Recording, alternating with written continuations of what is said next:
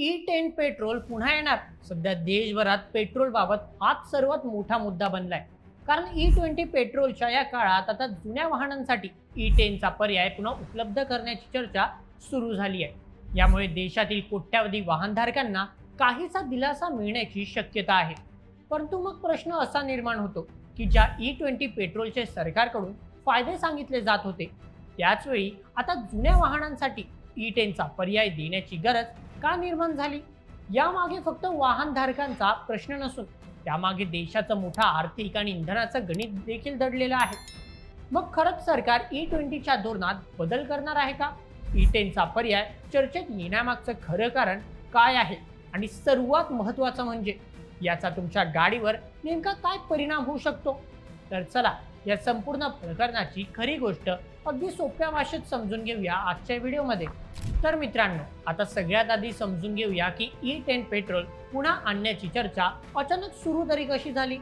याची सुरुवात झाली ती मुख्य आर्थिक सल्लागार व्ही अनंथा नागेश्वरन यांच्या एका महत्त्वाच्या सूचनेनंतर.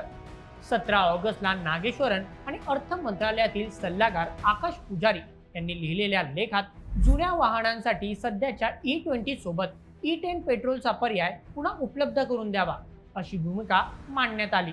विशेष म्हणजे भारतात अजूनही मोठ्या प्रमाणावर अशी जुनी वाहन आहेत जी E10 लक्षात घेऊन तयार करण्यात आली होती. विशेषतः जुन्या कार्बोरेटर बेस्ड दुचाकींची संख्या मोठी आहे. त्यामुळे नवीन वाहनांसाठी E20चा वापर सुरू ठेवताना जुन्या वाहनधारकांना E10चा पर्याय दिला तर त्यांच्या अडचणी काही प्रमाणात कमी करता येतील असा युक्तिवाद करण्यात आला. परंतु इथे एक गोष्ट स्पष्ट समजून घ्या, याचा अर्थ असा नाही की केंद्र सरकारने E10 पेट्रोल पुन्हा आणण्याचा अंतिम निर्णय घेतलाय. E10 आणि E20 दोन्ही पर्याय उपलब्ध करता येतील का याबाबत प्राथमिक चर्चा सुरू झाल्याचं समोर आलं आहे. मात्र अद्याप अंतिम निर्णय झालेला नाही. म्हणजेच E10 परत येणार असा निर्णय झालेला नसला तरी E10चा पर्याय आता सरकारच्या चर्चेत नक्की आला आहे. मग E10ची गरज का निर्माण झाली याचा कारण समजून घेण्यासाठी आपल्याला E20 कडे पाहावं लागेल. भारताने पेट्रोलमध्ये इथेनॉलचं प्रमाण हळूहळू वाढवत E20 पर्यंत मजल मारली. परंतु देशातील प्रत्येक वाहन E20 लक्षात घेऊन तयार झालेले नाही. विशेषतः जुन्या वाहनांच्या बाबतीत इथेनॉल कॅपेबिलिटीचा प्रश्न निर्माण झाला.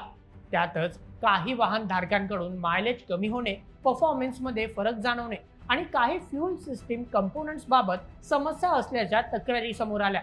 आणि यामुळेच प्रश्न निर्माण झाला की जुन्या वाहनांसाठी E10चा पर्याय पुन्हा उपलब्ध करून देता येईल का? कारण E20 मुळे इंजिन खराब होतं, मायलेज मोठ्या प्रमाणात कमी होतं असे अनेक दावे चर्चेत आहेत. परंतु सरकारची भूमिका यापेक्षा वेगळी आहे. सरकारने मोठ्या प्रमाणातील वाहनांच्या सर्व्हिस डेटाचा हवाला देत E20 मुळे मोठ्या प्रमाणावर इंजिन फेलियर किंवा व्हेकल ब्रेकडाऊन होत असल्याचा पुरावा आढळलेला नाही असं स्पष्ट केलं आहे. म्हणजेच E20 टाकलं आणि प्रत्येक गाडीचं इंजिन खराब होतं असं सरसकट म्हणता येणार नाही. परंतु त्याच वेळी जुन्या वाहनांमध्ये E20 कंपॅटिबिलिटीचा प्रश्न पूर्णपणे नाकारता येत नाही. विशेषतः काही जुन्या वाहनांमध्ये रबर सील्स, गॅसकेट्स आणि फ्यूल सिस्टीम कंपोनंट्स जास्त इथेनॉल असलेल्या इंधनांसाठी तयार नसल्याची शक्यता आहे. म्हणूनच इंजिन फेल्युअर आणि फ्यूल कंपॅटिबिलिटी हे दोन वेगळे मुद्दे आहेत. मग सरकार E20 वर ठाम का आहे? मागे मोठा आर्थिक आणि ऊर्जा धोरण आहे. इथेनॉलचं मिश्रण वाढल्याने पेट्रोलियम आयातीवरील अवलंबित्व आणि परकीय चलनाचा खर्च कमी करण्याचा प्रयत्न होतो.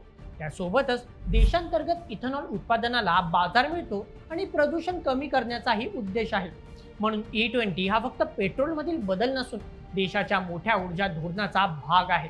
मग E10 आणि E20 दोन्ही उपलब्ध करता येतील का असं देखील विचारलं जाऊ शकतं. तसं तर ऐकायला हा उपाय सोपा वाटतो की नवीन गाड्या E20 आणि जुन्या गाड्या E10. परंतु प्रत्यक्षात दोन्ही प्रकारचं पेट्रोल उपलब्ध करण्यासाठी स्वतंत्र साठवणूक, वाहतूक आणि डिस्पेन्सिंग व्यवस्था करावी लागू शकते. त्यामुळे E10चा निर्णय झाला तरी तो लगेच प्रत्येक पेट्रोल पंपावर उपलब्ध होईलच असं नाही.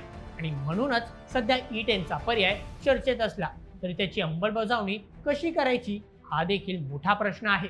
आणि आता सर्वात महत्त्वाचा प्रश्न, तुमच्या गाडीवर परिणाम होतो का?